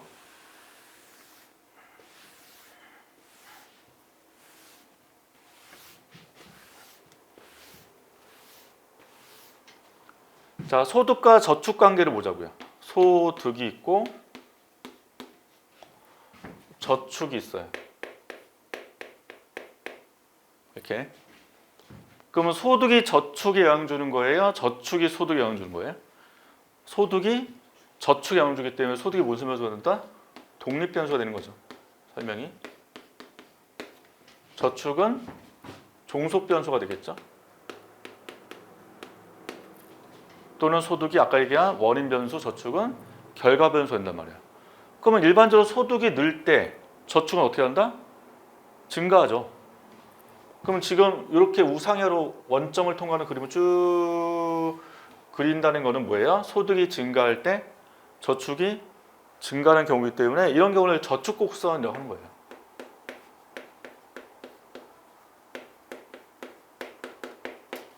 그럼 예를 들면 소득이 100일 때 저축도 100을 했다고 해볼게요. 소득이 200일 때 저축도 200 했다. 이 사람은 진짜 버는 거를 다 소비하는 저축하는 케이스죠. 자, 그럼 이때 만약 이자율이 상승했다고 한번 해보자는 거죠. 즉 예금 금리가 올라갔다. 그럼 여기 지금 없죠, 변수가. 금리라는 자체가 없기 때문에 예금 금리가 올라가면 어떻게 될지 또 고민을 해보라는 거죠. 그럼 아까 했던 기본 원리, 자, 독립 변수 100에서 200으로 변했을 때 저축이 100에서 200으로 증가를 했으니까 독립 변수가 변하면 저축 곡선에서 어떻게 된다? 산상에서 움직이죠. 이렇게 독립 변수인 뭐가 변할 때? 소득이 변할 때. 근데 지금 요 금리는 여기 안에 없죠, 변수가. 그럼 예금 금리가 올라가면 저축이 늘어야 줄어요? 저축이 늘겠죠. 그러면 현재 여기서 100 저축했지만 예금 금리가 올라갔으니까 저축이 이전보다 더 증가할 거 아니겠어요? 그럼 다 올라가는 거죠. 이렇게. 그럼 저축 곡선이 어떻게 돼요? 상방으로 움직여 준다고요. 자, 따라서 앞에 있는 원리가 똑같아요. 독립 변수가 변하면 선상 이동. 독립 변수 위의 변수가 변하면 그림 자체가 뭐 한다? 이동한다는 거죠. 자, 하나 더 연습을 또 해볼게요. 이거는 이제 모든 모양이 다 적용되기 때문에 외우실 필요까지는 없는데 워낙 사례가 많기 때문에 자, 여기다 이자를 넣는 경우 있어요. 여기다 투자를 넣고요. 보통 투자는 기업이 하죠, 일반적으로는. 그러면 금리가 투자에 영향 미치는 거예요? 투자가 금리에 영향 미치는 거예요? 금리가 투자에 영향 미치기 때문에 이런 경우는 독립 변수가 또 새로 있는 거예요.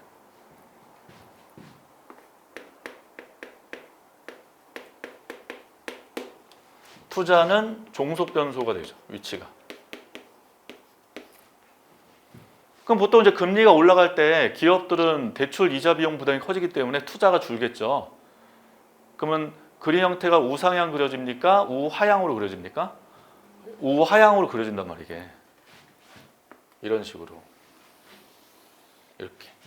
그럼 이런 경우는 무슨 곡선? 투자 곡선이라는 개념이 또 등장을 해요. 일반적으로 이자율과 투자는 역관계로 그려지니까. 투자 곡선. 그러면 지금 이자율이 만약에 R0일 때 투자는 요만큼 했단 말이에요. 뭐 투자 100, 뭐 이자율이 10%. 보통 이제 이자율을 R로 많이 써요. 인터레스트 레이트 약자에서 뭐 10%일 때. 근데 이자율이 떨어졌대요. R1으로 5%로 떨어졌어요. 그럼 이렇게 이자율이 떨어지면 투자는 늘겠죠, 기업들은. 느니까 그래서 투자가 200으로 늘었대요. 이렇게. 그러면 지금 이자율 변한 게 뭐가 돼요? 독립변수의 변화죠. 그럼 독립변수 변하면 그림에서 어떻게 움직인다? 산상에서 움직여준다는 거죠. 이렇게. 자, 그럼 이제 이자율 말고 다른 변수를 또 변화시켜 보자는 거예요. 자, 기업가의 전망을 넣어볼게요. 예측. 자, 기업가가 한국 경제가 과거와 비교할 때 더 좋아질 것이다라고 예측이 되었어요. 그러면 앞으로 호황을 기대했다. 호황을 기대했다. 그러면 금리와 상관없죠, 이제. 그럼 금리는 10%임에도 불구하고 호황을 기대하면 기업은 투자가 늘죠. 그러면 투자가 느니까 어떻게 돼요? 여기서 이렇게 움직일 거 아니에요. 이렇게. 모든 금리에서. 그러면 투자 곡선 어떻게 돼요? 이렇게 움직여준다는 거죠. 이쪽 방향으로. 자, 따라서 독립변수, 이해변수가 변하면 그림 자체가 뭐한다? 움직여준다는 거죠. 대신 이제 제일 중요한 거 다시 독립과 종속변수의 위치를 잘 보셔야 돼요. 가로에 있는 경우도 있고 세로에 있는 경우도 있다는 거. 그래 두 번째는 독립변수가 변화하면 선상이동. 그래 독립변수, 이해변수가 변화하면 그림 자체가 이동한다. 요걸 잘 기억을 해두시는 게 독립과 종속변수의 핵심이라고 보시면 됩니다. 자, 그 다음에 이제 마지막으로 미시와 거시경제학을 잠깐 보도록 할게요.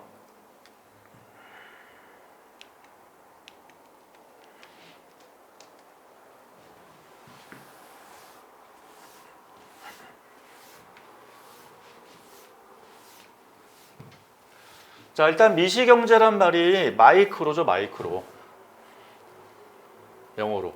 그래서 미시경제 그리고 거시는 매크로 이렇게 쓰죠. 그래서 좁게 본다는 개념이고 거시는 넓게 본다는 개념으로서 쉽게 말하면 미시는 어떤 산이 있으면 숲만 보는 거예요. 숲. 죄송해요. 나무만 보는 거. 각각의 나무만 보는 거를 미시경제로 볼 수 있는 거고요. 거시는 넓게 보기 때문에 숲 전체를 보는 거. 이게 거시죠, 거시.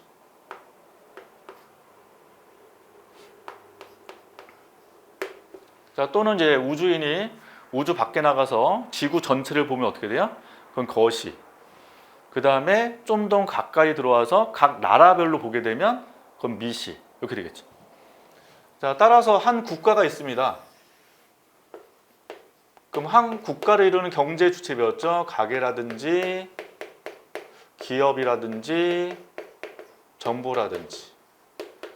그럼 각각의 경제 주체, 가계나 기업이나 정보에 대해서 연구하는 게 미시경제가 돼요. 가계에 대한 연구, 즉 소비자 이론이에요.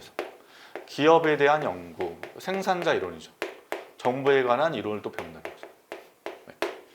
반면 거시는 국가 전체에 대해서 연구하는 거죠.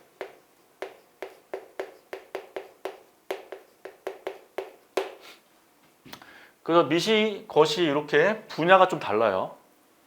다르지만 이걸 명확하게 구분해서 이제 공부를 하기보다는 거시를 공부할 때도 미시를 또 배워요. 거시 안에서도.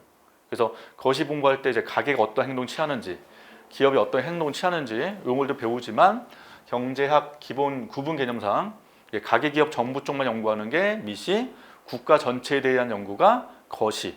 이렇게 보시면 될 것 같고요. 미시경제 주로 공부를 하는 분야는 이렇게 크게 두 개로 볼 수 있습니다. 자원의 배분의 문제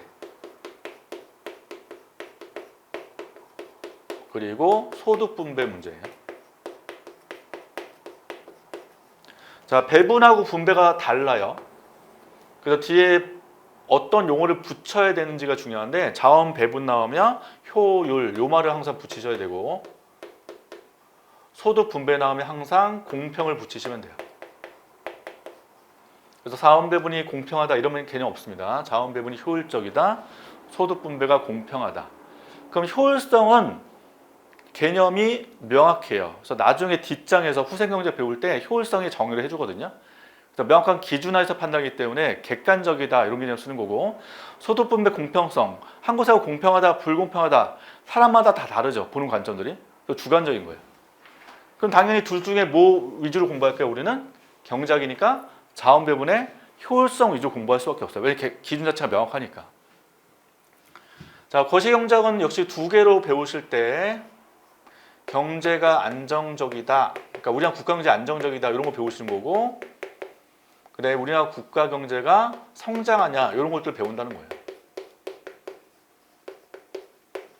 그래서 경제가 안정적일 때 판단할 때 가장 기본 기준은 실업이나 인플레이션이죠. 이런 개념들 배우시는 거고, 경제 성장, 뭐 경기 변동 이런 것들 배운다는 거죠. 거시경제학 쪽에서는. 자, 요거를 이제 그림으로 간단히 보자는 거죠. 자, 미시 쪽은 좁게 보기 때문에 우리나라 안에 있는 뭐 사과 시장만 딱 보는 거예요. 그러면 새로 사과 가격 들어갑니다. 그래서 프라이스 이렇게 나오면 사과 한 개당 가격을 나타낼 거고, 요거에 대응되는 이제 거시 쪽은 우리가 국가 전체를 보기 때문에 똑같이 P로 쓰지만 P를 읽을 때 가격으로 읽으시면 안 된다는 거시는. 왜? 우리나라 내에 있는 재화가 되게 많죠. 그 모든 재화의 가격 평균을 P로 표기하기 때문에 이때 P는 물가라고 정의하시는 거예요. 논술 답안 쓸 때 같은 PP지만 하나는 가격이고 하나는 물가로 해석을 하셔야 된다. 자, 그 다음에 새로 또 가로 보시면 사과 쪽에 Q가 나오죠. 그럼 사과의 거래량, 즉 생산량이나 여기에 소비량이 들어가는 거예요. Q 안에. 반면 거시는 역시 사과만 있는 게 아니라 우리나라 내에 있는 모든 재화를 다 고려하기 때문에 여기다 Y로 놓죠. Y를 일드의 약자로 봐요. 일드, 생산하다, 산출하다 약자가 Y. Y를 보통 이제 GDP라고 하죠. 국내 총생산. 이렇게. 국가 전체에 대한 연구이기 때문에. 그 다음에 다시 미시 오시게 되면 우상향의 서플라이 커브를 나중에 도출하게 됩니다. 그래서 서플라이 나오면 사과의 공급 곡선이겠죠. 사과 공급. 그 다음에 우하향 디맨드 또 나올 거고, 이 디맨드는 사과 수요. 그리고 공급 수요 만나는 이 교차점 우리가 뭐라고 이제 배우실 거냐면 균형이라고 배워요. 사과의 균형이 여기서 결정된다. 라는 거. 그래서 균형에서 결정되는 가격과 거래량이 나오게 되는 거죠. 그래서 사과 한 개당 가격이 뭐 1,000원. 사과의 거래량이 5개 이런 식으로 그려지게 됩니다. 자, 마찬가지로 거시로 가시게 되면 이제 S로 쓰시면 안 돼요.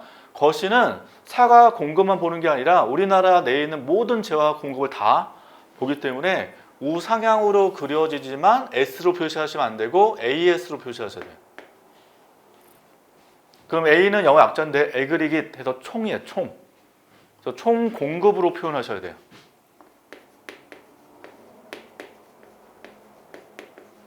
그 다음에 우하향 그리고 역시 왼쪽처럼 사과 수요로 표현하는 게 아니라 우리나라 전체 수요이기 때문에 총 수요. 그래서 애그리깃 디맨드 이런 개념을 쓴단 말이에요.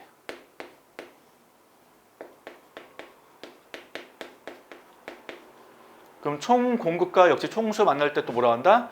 역시 균형이죠.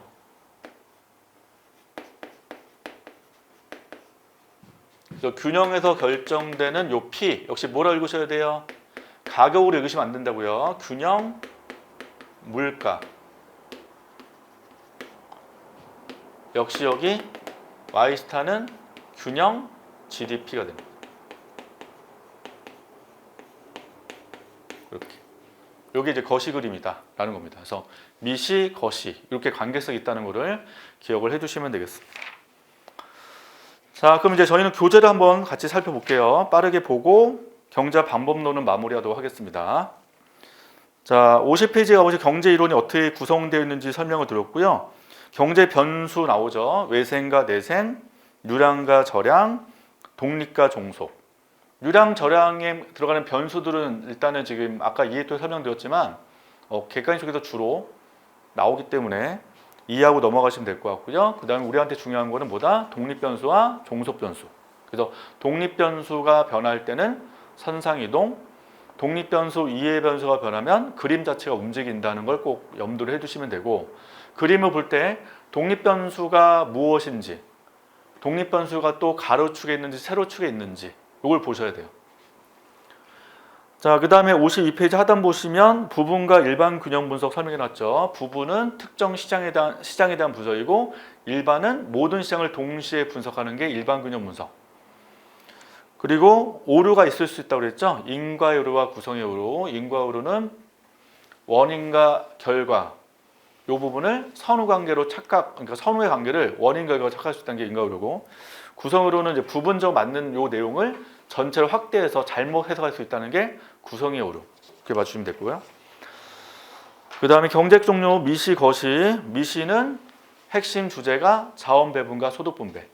거시의 핵심 주제는 경제 안정, 경제 성장이라는 요 주제를 배운다라고 보시면 될 것 같고요. 뒤에 보시면 이제 뭐 실증, 규범, 뭐 후생 이런 게 나오는데 요거는 뭐 중요하지 않죠. 간단히 보시면 실증은 그냥 현상 이대로 설명하는 거예요. 있는 그대로. 어떤 가치 판단도 없이. 있는 그대로. 뭐 최근에 물가 오른다. 요게 나오면 기사에 뜨죠. 최근에 물가 뭐 10% 오르고 있다. 이거 실증이에요. 근데 규범은 뭐냐면 물가 오르는 것에 대한 대책 제시하는 거예요. 그럼 대책은 학자들마다 다 다를 수 있죠. 그래서 규범은 어떤 주관적 가치 판단 들어가는 거를 규범 경제학이라고 하게 됩니다. 그다음에 후생 경제학은 실증 규범이 혼합된 게 후생 경제학이에요. 그래서 실증을 기반으로 규범까지 하는 거. 그러니까 어떤 현상을 보고 나서 어떤 정책까지 제시하는 거를 후생 경제 이렇게 보시면 될 것 같고요. 그다음에 경제 이론, 경제사, 경제 정책론인데 경제 이론은 우리가 이제 주로 배우는 거, 경제사는 역사죠. 그래서 보통 이제 경제사는 학자들마다 다 관점 다르다 보니까 역사에 따라서 경제 이론이 발생을 했거든요. 근데 경제 정책론은 주로 거시에서 배우게 돼요. 재정 정책이나 금융 정책에 대한 연구를 배우는 게 경제 정책론. 자, 정태와 동태는 정적이다, 동적이다라고 보시면 됩니다. 자, 정태 경제학은 시간의 흐름을 배제하고 현 시점에서 분석하는 게 정태라면, 동태는 시간의 흐름까지 고려하는 거죠. 오늘, 내일, 한 달 이후, 1년 이후까지 같이 동시에 고려하는 게 동태 경제학이라고 보시면 되죠. 자, 그 다음에 이론 경제 표현 방법, 서술, 말로 하는 방법이 있고요. 수리, 수학적으로 표현하는 방법이 있고, 마지막으로 그림으로 표현할 수 있다는 겁니다. 그래서 우리는 이제 주로 그림을 좀 잘 보시면 되고요. 논술 쪽은 또 글로 쓰셔야 되겠죠. 서술적인 방법, 이걸 고려하시면 됩니다. 자, 경제 체제는 뭐 역사인데요. 전통 경제 뭐 등등 나오지만 이 부분은 저희 시험엔 뭐 경제학 성인 시험에는 전혀 안 나오니까 가볍게 보고 가시면 돼요. 뭐 자본주의 발전 단계, 뭐 상업 자본주의, 산업 자본주의, 독점 자본주의, 수정 자본주의, 최근에 뭐 신자유주의 등등의 역사를 설명했기 때문에 이 부분 너무 고민 안 하시고 가볍게 한번 읽고 넘어가시면 되겠습니다. 이렇게 해서 경제학 반번호까지 마무리했고 수요 공급 파트로 내용 가도록 하겠습니다.